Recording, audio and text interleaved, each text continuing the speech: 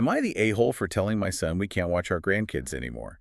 My husband and I have been watching our two grandkids, ages 2.5 and 4, since birth to help them avoid daycare. My husband watches them 12-plus hours a day, 2 to 4 days a week.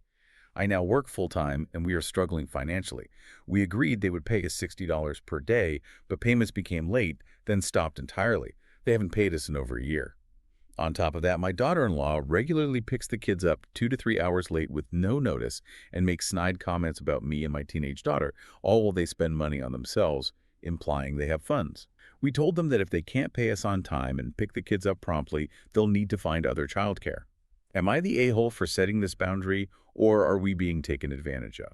Well, let's discuss this. Uh-huh. Okay, so my take is that the key issue here is it's the blatant and repeated disrespect, not just of the money, but of their time, the whole agreement. And based on that, I think the original poster was not in the wrong. I mean, not at all. Providing 12-plus hours of childcare for free while enduring rudeness, it's just completely unsustainable. It's exploitative. Oh, I agree with the conclusion, 100%.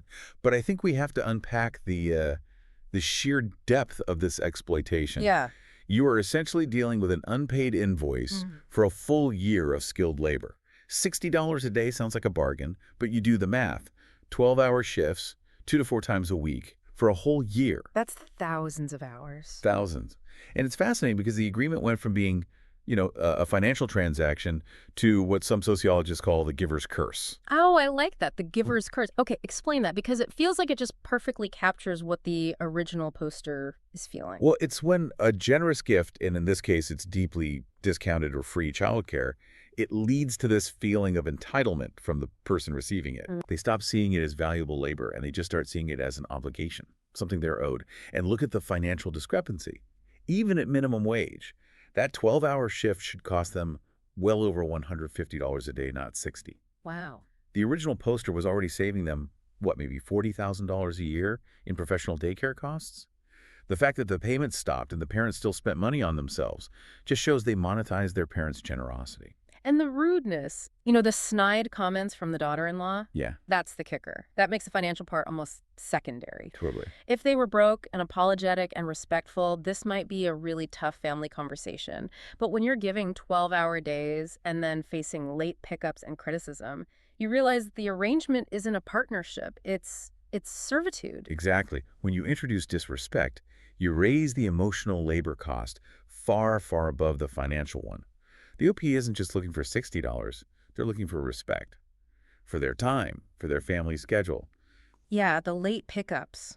2 to 3 hours late with no notice.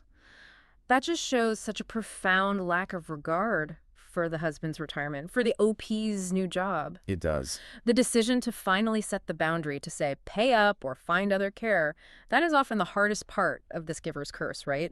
Because the OP is probably anticipating this huge family backlash. Oh, of course. They feel guilty, maybe, about abandoning the grandkids, even though they're so clearly being taken advantage of. It's just a textbook example of having to choose between saving your own sanity and, preserving a toxic family dynamic. And that raises a really important question for anyone who's navigating family boundaries. Yeah.